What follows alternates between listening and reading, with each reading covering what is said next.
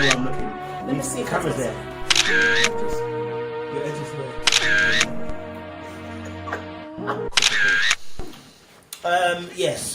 Yes, I'm here with CHRISTABELLE YEBOAH, and we're on another deep dive mission, guys. So you currently in a relationship at the moment? You currently in a relationship at the moment? What's that? What's that? Relationship. What's It's where you get into a one-on-one situation with somebody and you play ball. Oh. Yeah. Oh. I don't do fitness stuff, so I don't play fitness ball, stuff. so I don't think that No worries. applies to me. No. No, I'm joking. I'm not in a relationship right now. So guys, just to let you know, she is readily and available, a woman of God, ready, okay, who's smart individual, knows Yeah, the Bible, trash. knows also the law to use in England. Beautiful woman. Yeah, so if you're waiting, don't worry, I'll put the Snapchat, I'll put the Twitter below, the Instagram. Hey! You got anything else? Facebook? Anything else? You can subscribe to my blog site. Yes, listen. Yes, can you tell me about your vlog? That's lit. That's lit. The last one I read was the Crack House one, Yeah. which is a very good one. That Crack House one was powerful. Yeah, let's talk about it. Yeah, let's talk about it. What? It's a good blog. And the analogy. Where did you get the analogy from? It's lit. No, we have to talk about it because I liked it. You know what I'm saying? Basically, one night I was talking, not night, but one evening, I was talking to Kojo, and we were discussing relationships. Yes. And just being so hooked on relationships itself, not really the person, but being in one. And we basically came up with a podcast analogy. And then she took it on and Yeah, I wrote a blog post about it. So what kind of spoke to you? Because obviously that analogy, you took it on and it was a really good post. Honestly, it was really, really good and insightful. Thank you. As a friend, I'll be truthful. It was very, very insightful. Thank you. Yeah. So like, what kind of like, not inspired, but what kind of, when you were writing it, what were you thinking? What was in your head? You know what? I started it months ago. I started it on holiday in May. So you know the time we went to Tenerife? That's when I started writing it. But I couldn't finish it because at the time I was in a certain situation where, I don't know how to say, but I didn't have the right to finish it. Like, how can you talk about something you haven't actually experienced or you haven't finished? Even if you have experiences before, if you're in the situation again, then what's the point of you telling other people about it if you're not going to get out of it? Yeah. So in May, I started it off and I just writer's block. I couldn't finish writing it because I knew myself that I wasn't meant to post it. So it wasn't until I made the choice to actually address the situation. And then I think it was a week after I addressed the situation, I told myself I'm going to sit back down, I'm going to have a look at it again. And then it all started flowing. And I finished writing it. It's quite a deep blog, man. It's a very deep blog. You know, it's about, dealing with addiction. And I think a lot of us have addictions, you know what I mean? Yeah. Even if it's not somebody or something, I mean, somebody, it can be something. And I think a lot of times we don't even realise that we're hooked on something and we become dependent upon something. Yeah, I feel like sometimes you don't understand how addicted you can get to someone.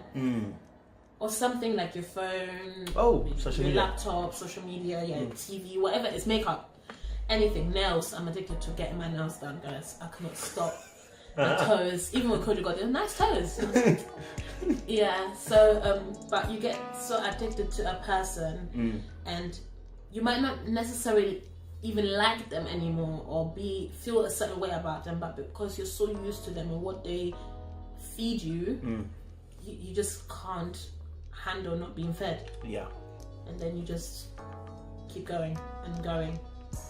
And then becomes toxic. Yeah, you can't stop. And it becomes a cycle. What do you think you get addicted to though? What is it that pulls you in? Attention. That's true. Attention. It depends on where you're coming from because for every person it's different. It depends on your background. Yeah. For me personally, it was a certain level of attention, not just attention, Yeah. but certain level of care, certain level of let me take care of you. You get so used to that and so comfortable around that. You get to a point where you're just like, I don't know how to deal if I don't have that person. I wouldn't know what to do. I wouldn't know where to go. I wouldn't know how I would survive if I don't have that person to do what they do for me. And yeah, that's where the problem starts. So you get a bit of the Joneses, basically. A bit like, start shaking and never spoke to this person. Yeah, no, you do, because you know what, you make your mind up. You're like, now I'm over it. I'm never going back. Right. Going back. Before you know it, first day you're good. Second day you're not getting attention, but you're looking for it elsewhere. You're doing other things. That's when you start calling your friends. Well, how you doing? I missed you. Shout out to Ozzy. Oh, what are you doing? But that's not enough. It doesn't feed you like certain things feed you that the other person does for you. And day 3, 4, 5, you just end up just high. And before you know it, you're all the way back. So the principle that you used, how did you break that cycle? Because I believe the principle can be applied to other things. You know what I mean? So how did you manage to overcome it? Because I'm guessing, like you said, the distractions only last a certain while before then you realize it's not enough. Yeah. What made you decide, look, that's it, I really am done, and this is the final buck? You know what? I would be lying if I said it was all up to me. It wasn't. Okay. First of all, about God, Shout out to Jesus. Shout out. But it was also because the other person helped me. Okay. They did something that I really wasn't happy with. When the people say that it's easier to get over something when that thing has upset you in a certain way. Yeah, so it was, something happened and I was really not happy about it. And that made me already want to pull back. And I was just like, you know what? Ugh. And then I came back to wanting to get out of this addiction. I was like, I used that. I said, you know what? Because of that, really and truly, you should leave. And why would you go back there because of what happened to you? And then I had amazing friends like you, other friends who literally... The girls. My girls, Shout out to them.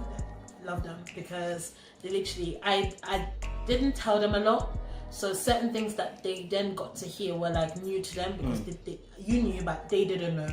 So that's another thing about addiction. There's certain people you just so embarrassed to tell them. You can't tell people. You just don't know how to tell them. So I didn't know how to tell them, and I just pretended to look perfect outside, but inside it wasn't the same, thing. So then I told them, and then one thing about me is once I tell somebody something, I cannot go back on my word. Because I think I look stupid. So once I tell people, now you cannot go back on your word. So that's helped. Also, I wrote a blog post. Because once I wrote a blog post, it was like, it's out there. Now it's done. The whole world has seen it. You've told the whole world, or whoever wrote the blog post, even if it's 10 people, that you are out. That this is not going to happen again. You can now not go hunky-dory back and be like, oh, just one more chance. Yeah, it would look so stupid. I don't like looking stupid. So as bad as it sounds, I had to use every resource and make it happen. Okay, I'm gonna pick up on that because you mentioned something which was that you even though it wasn't directly your action, an action contributed to a certain mind state. Yeah. So the person did something which then you said, this is an absolute red flag in my book, and I will not go any further. Yeah. So I just want to pick up on that because that's the principle I was looking for. Yeah. Because I think any addiction that you have, you've got to get your mind into that situation where it's like, I'm now at a point where this cannot run. Yeah. I almost want to say the word, you're disgusted at this point. Yeah. Do you get what I'm saying? I get what you mean. You need a cut-off point. Something needs to trigger that. Safe word. I don't know. But something like the way it's like, oh my gosh, at this point, even I am disgusted, Yeah. Even I, the addict, I'm like, that's too much for me. Yes. I think that's where I got to where even I think this is too much for me. And yeah, it wasn't easy, Your drug never wants you to let go. That's true. Yeah, your drug won't tell you, get rid of me. Yeah, you've had enough of me. Your drug wants you to keep on holding on to them. And unfortunately, you can't keep doing that. Do you think a lot of females, I would say specifically, are in those type of relationships where they're probably not in the best relationship they should be? They're not in the best type of relationship. It can be very toxic. How do people get into that situation? How did you find yourself in that situation? Being a law student, being a grad, you know what? You always think you're so... I always thought I was one smart girl who... how could I ever get in that situation? Everything was hunky-dory in the beginning. nobody shows you their toxic ways in the beginning. It all looks all good. Everything is too good to be true, and everything is so nice, and you're all good. And then something little happens, and you're like, because everything was so perfect, I can't let that little thing cause an issue for me. So then you're like, brush it under the carpet. Something little happens again, and again, everything is so perfect. You know, how can I let that little, like, I'm serving you 5 meals a day, a 5-course meal, and the dessert is just a little bit too sweet. Are you gonna give me a 0 review? You're not. You're probably gonna give me an 8 out of 10 or a 9, maybe even a 10 out of 10, because you're gonna say, because everything was so perfect, I wouldn't rate you down. And I think that's where I got to, where I'm just like, everything is so good, and he did something so little. There's no point in bringing it up. And we did argue about things, so it wasn't like we just let it go. But then, you know, the other person would make you feel like, you know what, I do all this other stuff. Why would you only look at that little wrong that I did? You know, that little mistake I made. You know, why would you only concentrate on that? And then you feel bad. You're like, oh yeah, you do all these things for me. I should be more grateful. And I shouldn't really be picking on little mistakes that you're making. But those mistakes are not little anymore, just because other things he does for you are bigger than that, you know. So you start being like, yeah, this is not a problem because you did that. Now it's expectation and comparison, and you don't want to look stupid. None of us like that. No, because people are watching you as well, and I'm like the person, I don't like doing like this whole social media relationship goals. Yeah, you will never catch me posting, not me. Yeah, even Same Snapchat, you know, the beard cut off bit. Never see his face. You know, not because I'm keeping it a secret, but because I just feel like some people are too inner. Yeah. And not everyone wants the best for you. True. And as long as you guys know what you are, where you stand, it doesn't matter what anyone else wants to know, what they care. So yeah, it's one of those ones as well. Cool. So I'm gonna press a button because I'm not gonna talk about the guy, but I'm talking about yourself. Yeah. Because he obviously pressed a button in you. So what did you learn about yourself in that situation? Because the only way he's able to get tentacles in you is if there's something in there that he can grab. So what was it that you learned about yourself in that whole situation? When you came out of it, you realized, okay, I've been in the crack house. I'm now trying to, you know, come out and get into rehab. What did you learn about yourself? I have issues. Jesus. I have serious issues. No, see, like, you know, it's all games and that, you know, I have serious issues. No, you learn that, gosh, I have issues. I feel like it's hard. I think that was my first real relationship since I got saved.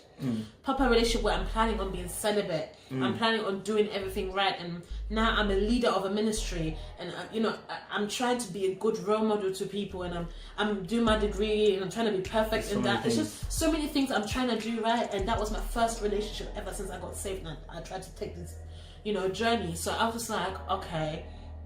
And after I came out, and I was like, I've got issues, even once I was in there. So I've got serious issues that I haven't dealt with, and I didn't know I had them because I had never been in a relationship after being saved. And I had never dealt with those issues from my previous relationships.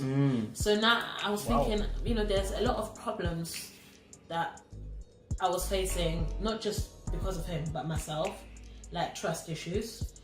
Not really jealous, but maybe a little jealousy. We all got a bit like that. We all got a little bit of jealousy, you know? Yeah, but then that's a thing about me. I'm even jealous about my friends. So yeah, I'm a bit protective. Yeah, I'm really protective. So yeah, what else did I realize? My tone, my character, sometimes my attitude can be disgusting. Honestly, I can, like, looking back, I was so disgusting sometimes. Honestly, I feel so bad. I feel so bad because the things I used to say and I would use against it, like I'm so sorry. I was horrible sometimes, and like now looking back and I'm like, oh, imagine somebody did that to my little sister.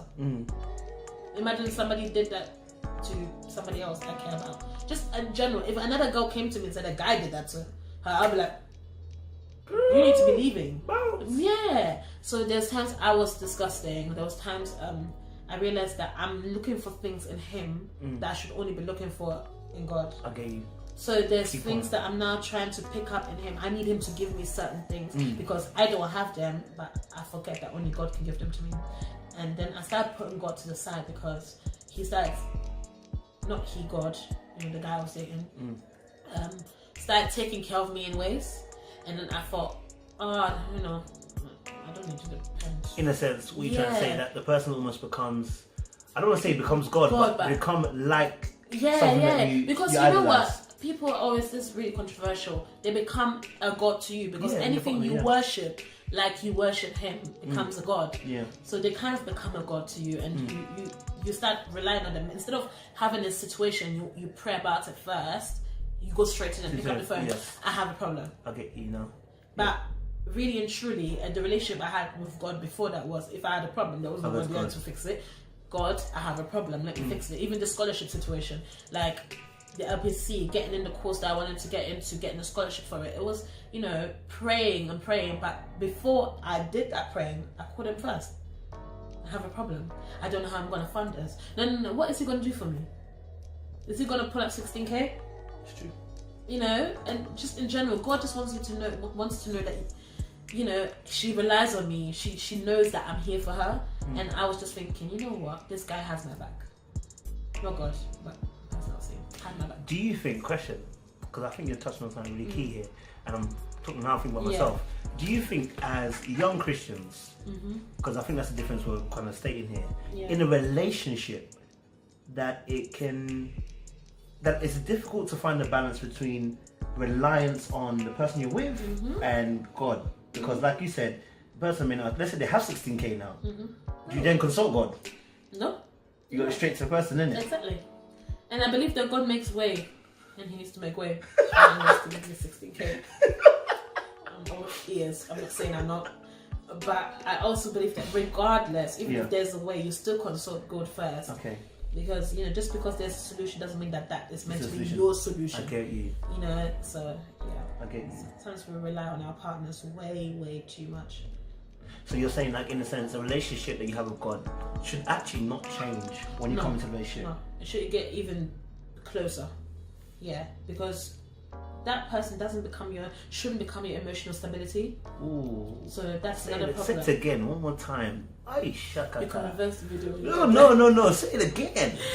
No, seriously, but that person becomes like your emotional fix, and they give you a certain emotional dose that you just feel like you can't get from anyone else, and the way they make you feel is so special, and you're just there like, oh, I can't even sleep if I slept very well, but you know, other people can't sleep unless they get like a dose of can't sleep unless they get a dose of that certain person, and that dose now starts replacing God. Before you know, you're talking to your partner 1 hour before bed, and then you're only praying for 2 minutes before bed.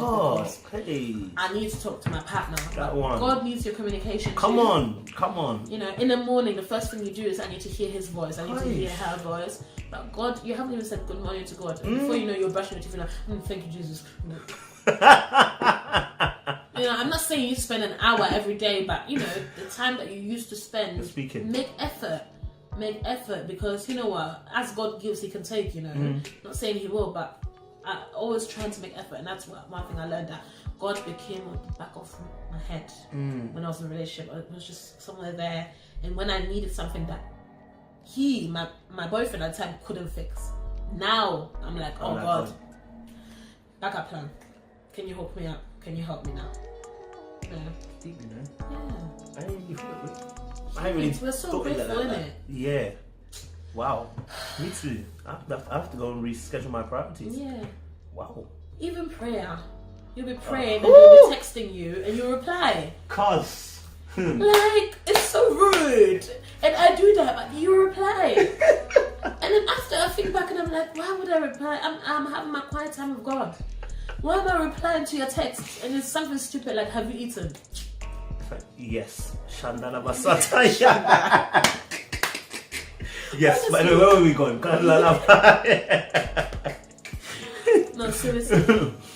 And some arguments that you have as well. Emmanuel Dancer said this, actually. Shout out Emmanuel Dancer. Emmanuel Dancer, big guy. Honestly, and he said that some arguments you're gonna have, you're gonna feel like, am I even a Christian? Because the things you say, you're like, whoa, Chris. Are you even a Christian? It's just you. You can say stuff like that, you can act like that, and still call yourself a leader and a Christian, but you can talk to somebody else like that or treat them like that, and you're okay with it. Yeah, and it shows you that, you know what, there's so much to learn. So much to learn. We have the wrong idea of what love is meant to look like, or what love is meant to be. And me personally, I've never been in love, but I don't imagine it to be anything that I experienced, anything like it. But the idea is, I watch it on TV and I watch it on shows, and you know, you think, yeah, it's all this lovey-dovey, idealistic. Yeah, it's a dream.